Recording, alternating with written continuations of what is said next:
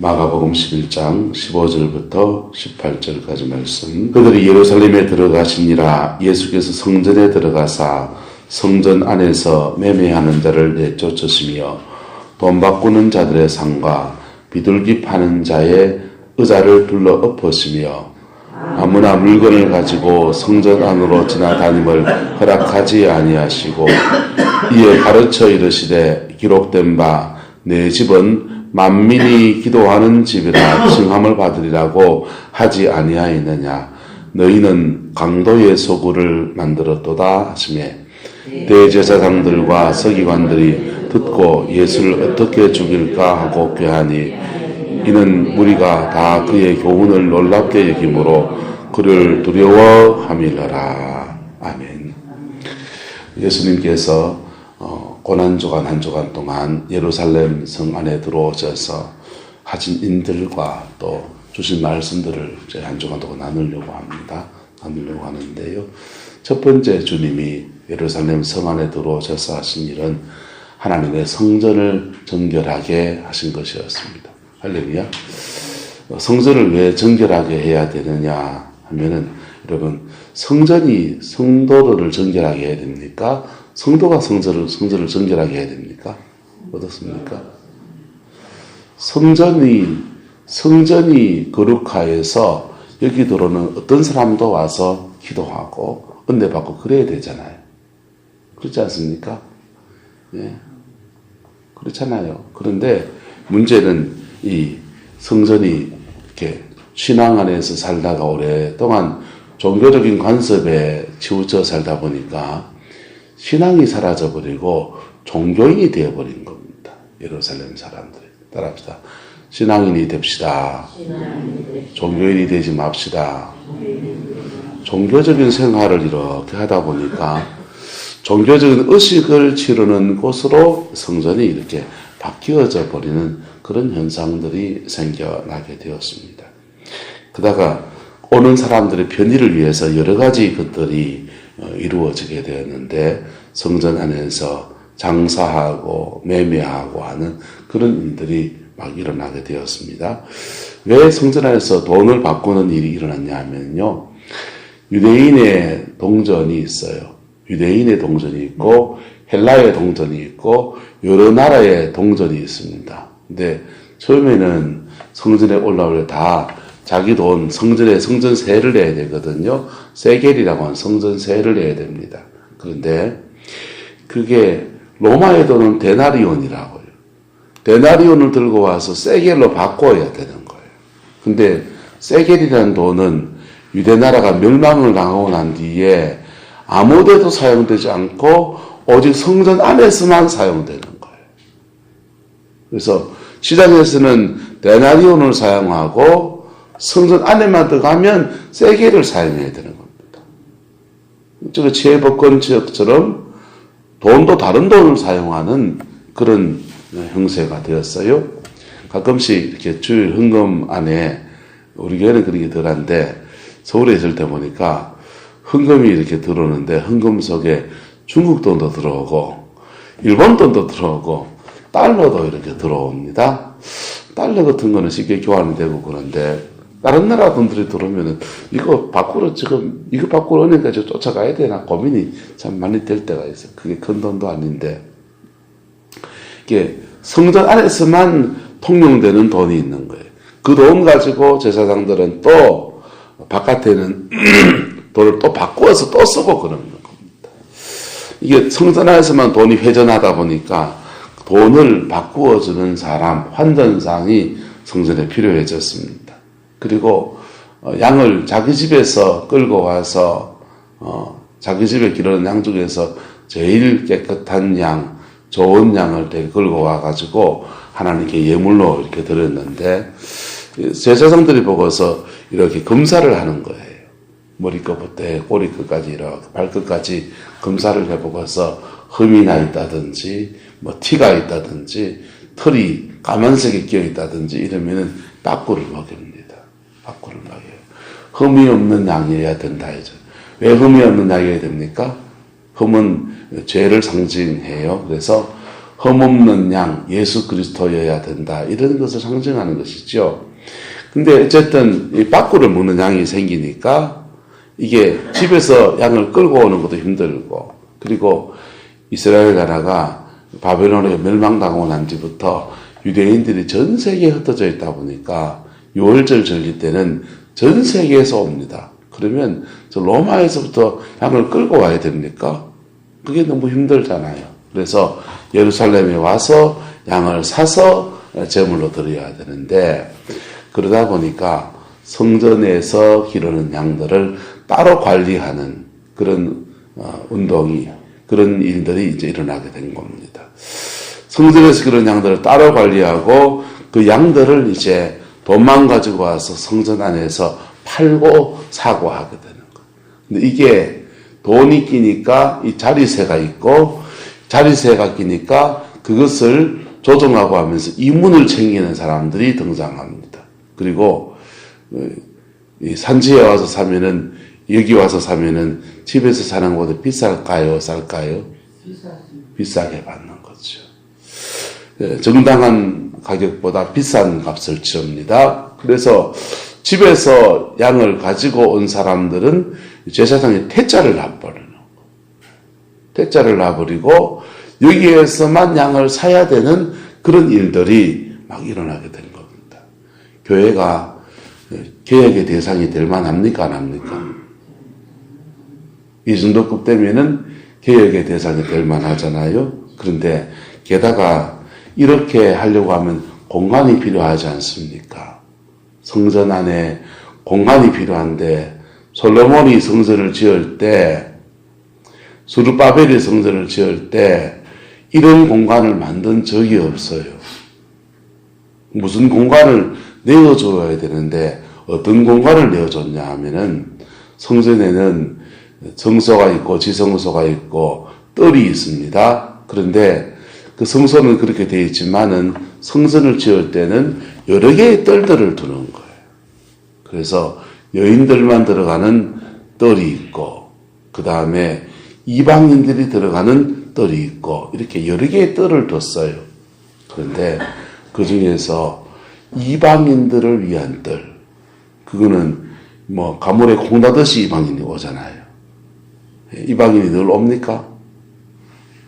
우리 교회 예배드리면 성도들만 주로 옵니까? 이방인들도 옵니까? 안 믿는 분들도 가끔씩 옵니까? 오긴 오지만은 그렇게 많이 오진 않잖아요. 그래서 이방인들 멀리 서서라도 주님을 예배해야 될 그 자리를 내주는 거예요. 그리고 그게 모자라니까 여인들의 뜰, 여자들이 은권이 없으니까 여자들의 뜰을 내줘서 거기서 양 팔고 돈 바꾸고 비둘기 팔고 그렇게 장사치들이 득세합니다. 그러니까 예수님께서 그것을 개혁하기 시작하십니다. 여러분, 개혁이 돼야 됩니까? 안 돼야 됩니까? 개혁이 돼야 되죠. 여러분, 교회는 우리 장로교회를 영어로 가면 리폼드 처치라고 그래요. 리폼드 처치란 말은 매일매일 새로운 리폼, 새롭게 개혁한다 이런 뜻입니다. 그래서 장로교회란 말을 그냥 개혁교회란 말을 리폼드 처치를 그대로 한국말로 바꾸면 개혁교회란 뜻이에요. 무슨 뜻이라고요? 개혁교회. 매일매일 개혁해야 된다. 네. 개혁해야 된다. 기준은 뭡니까? 하나님의 말씀.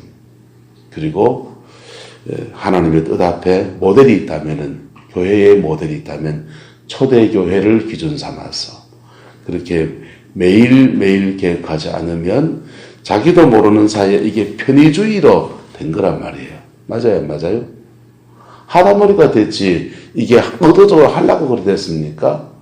돈을 바꿔야 되는 일이 필요하고 양을 팔아야 되는 일이 필요하니까 하다 보니까 그렇게 됐고, 거기에 인간의 욕심이 조금 끼면서 이문이 붙기 시작하고, 이문이 붙으니까 양값이 올라가고, 성도들이 엉뚱하게 비싼 양을 사서 예배드리러 왔다가 시험 들면서 제사를 드려야 되는 그런 일들이 일어나게 된 겁니다.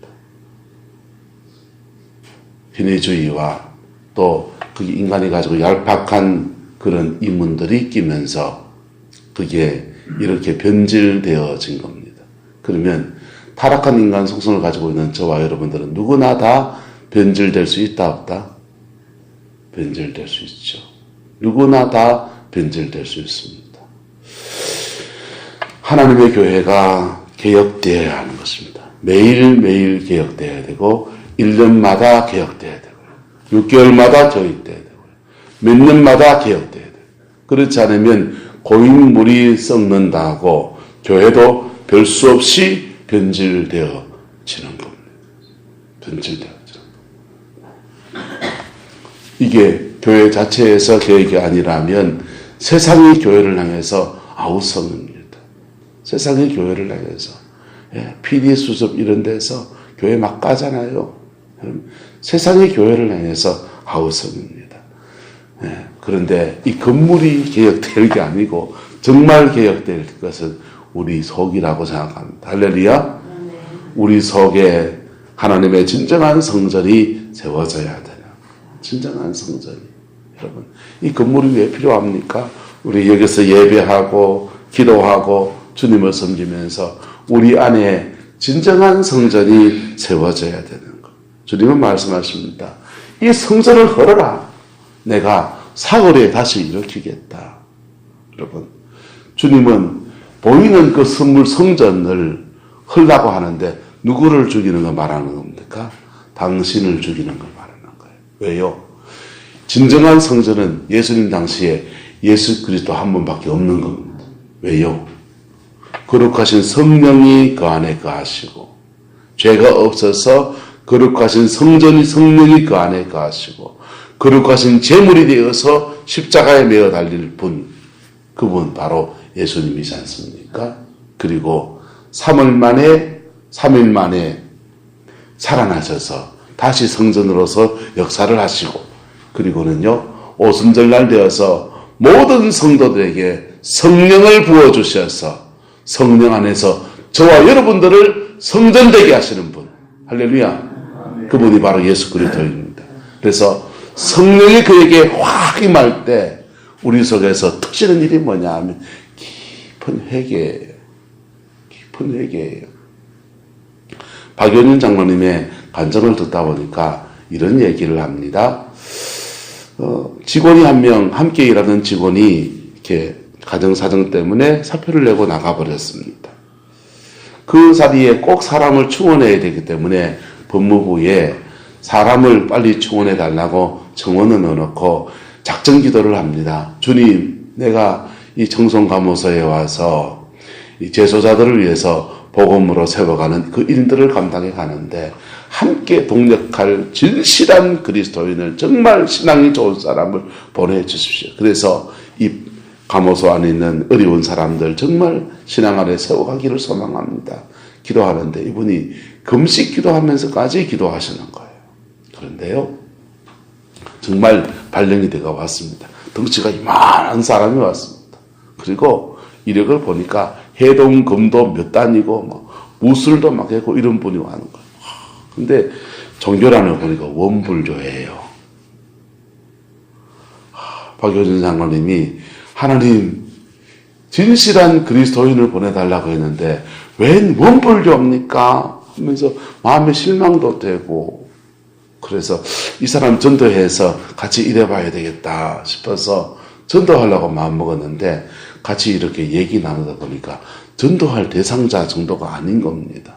이분이 고시 공부하다가 대구에 동화사 저쪽에 보면 절이 억수로 많습니다. 한 1000개 넘는 전 암자들이 있어요. 그 암자에 들어가서 고시 공부하다가 그만 고시 공부 팽개치고 불교 수업을 한 거예요. 돌을 닦는 수업을 해가지고는 거의 기인에 가까운 사람이 이렇게 결과부자를 들고 앉아서 쫙 기도하면 몸 안에서 영이 빠져나가서 처가가 김해 쪽에 있는데 집에 있는 아내를 다 보고 오고 뭐 그런 사람.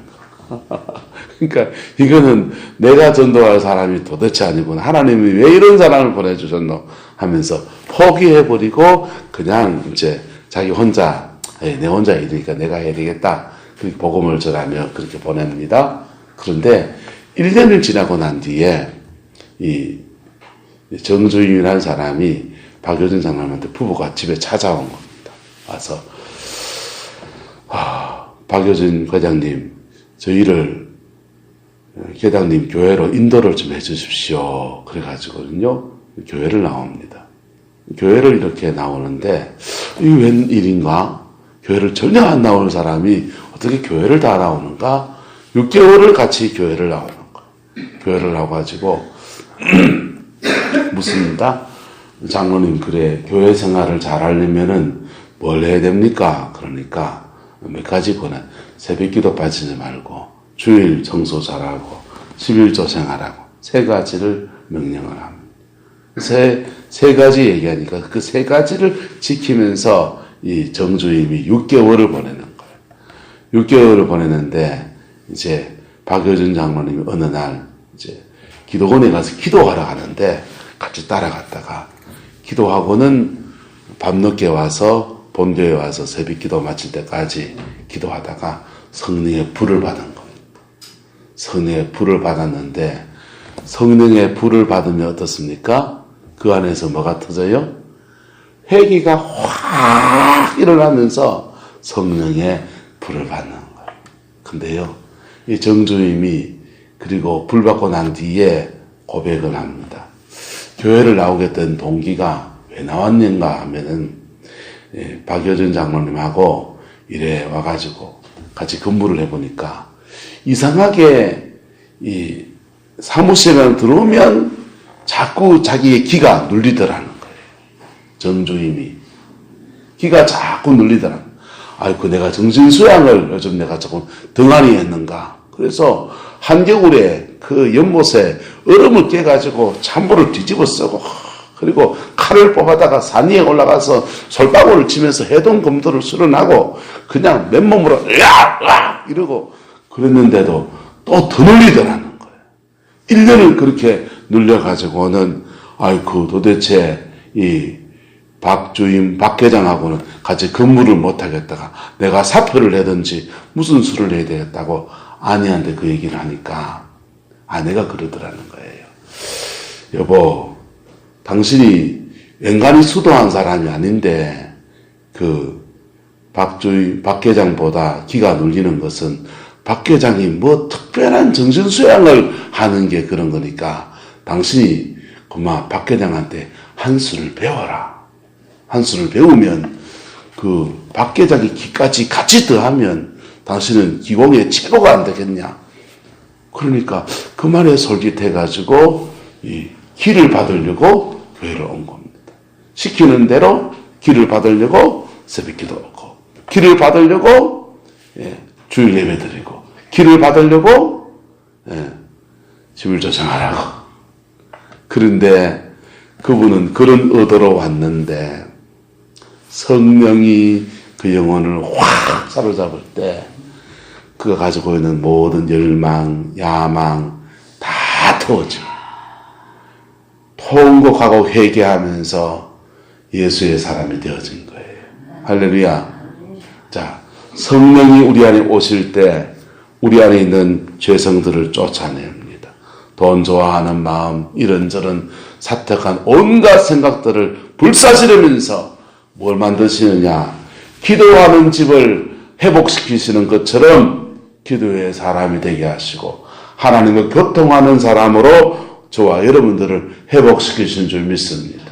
우리가 성령 안에 살아가면 이런 일들이 계속해서 텀을 두고서 일어나게 됩니다. 매일매일 하나님께 기도에 사는 단을 쌓는 사람은 이게 매일매일마다 새벽 제단마다 일어나게 되고요. 어떤 일이 있어서 텀을 일주일 단위로 하는 사람이 일주일 단위로 주님이 그것을 하고자 하시는 거예요. 근데요, 우리 그리고 같이 겨울에 오징어 감매기 하고 이런다고 막 한 몇 개월을 쉬다가 나오잖아요. 그러면요, 주님이 그 틈 안에서 또 해나가시는 거예요. 그렇게 해서 우리를 뭘 만드시고요? 신령한 성전으로 회복시키시고, 그리고 기도의 사람이 되게 하시고, 그리고는요, 그를 통해서 하나님의 놀라운 일들을 함께 이루어가기를 원하시는 거예요. 그 정주인이라는 사람이요, 그렇게 성령 안에서 성령 받고 변화되어지고 나니까 정말 그 박효진 장로님이 그렇게 기도했던 그 응답이 그제서야 이루어지는 거예요.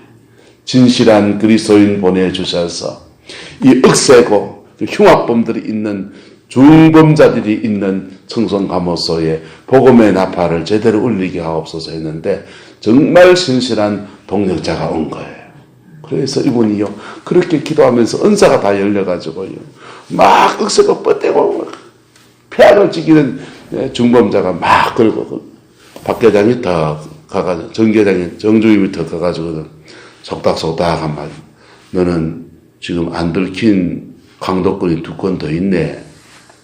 그 가리봉등 거기 아이가 이러면요 그만 막 하나님이 주는 예언의 은사를 그렇게 사용하면서 지금은 대한민국의 크리스찬 교도소, 소망 교도소, 유일하게 민간 교도소이고 크리스찬들 안에서 신앙 안에서 운영하는 소망 교도소에서 함께 동력하는 평생의 동력자를 하나님 그렇게 세워주셨습니다. 할렐루야. 자, 우리가 주님 안에서 주님은 지금 오늘 하루 지금 성전을 개혁하시는데요. 우리 안에서 정말 신령한 성전으로 세워지는 여정 그리고 신령한 성전으로 세워진 사람을 다시 리폼 새롭게 만드는 여정이 하루아침에 되지 않고 때로는 긴 시간이 지나가기도 합니다. 여기는요 우리의 믿음의 결단과 주님의 역사하심과 아울러 가면서 이게 이루어지는 거예요. 이게 안 되면 어떡하시냐 주님이 달달 볶으세요. 믿음의 한 은혜를 받아봤던 사람들은 경험합니다. 하나님이 때로는 달달달달 볶으시고 다루세요. 그게 인생의 광야지요. 여러분 주님 안에서 만민이 기도하는 그 집 여러분의 영혼이 기도하는 그 영혼으로 세워지기를 축복합니다. 하나님의 신령한 성전으로 세워지기를 축복합니다. 신령한 성전으로 세워지면요 자기 안에서 죄를 정결케 하시는 성령의 불이 있어요. 예, 마음을 시원케 하는 성령의 생수가 있습니다. 주님 말씀하십니다. 이 물을 마시는 자마다 다시 목마르느니와 내가 주는 물을 먹는 자는 영원히 목마르지 아니하느니 이는 너의 속에서 너의 영혼 속에서 너의 심령 속에서 너의 배에서 솟아나는 샘물이 있을 것이다 그랬어요. 할렐루야. 여러분 영혼 속에 솟아나는 샘물이 있습니까? 여러분 영혼 속에 영혼을 정결케 하는 뜨거운 성령의 불이 있습니까? 불이 있으면요 여러분 어디 가서 기도받을 필요 없어요. 불이 있으면 여러분이 있는 그 불을 키우세요. 여러분 보세요. 조그마한 불 하나 가지고 이 건물 하나 다 태우는 것 일도 아닙니까? 일도 맞습니까? 일도 아니죠 이거요. 예? 나뭇가지 몇 개를 모아놓고 불쏘시개로 있는 불과 지피면은 불이 확 켜면서 불이 커지잖아요. 여러분 우리 안에 조그마한 성냥불 같은 불만 있어도요. 그 불을 활성화시켜 키우면요. 우리 영혼에 묶인 거 결박들을 그냥 확 떨쳐버리고요. 예? 불의 사람 되는 거예요. 할렐루야. 예? 그 불 남한테 불 한번 띵겨주면요. 그 불 받으면요. 그 불 가지고 여러분 키우세요. 키우면요. 그게요. 확 타오르면 이 가정에 무슨 문제가 있습니까? 하나님의 성전 안에서 다 해결되어지는 거예요. 예? 하나님의 성전 안에서 다 해결되어지는 거예요. 주님은 왜 죽으시느냐?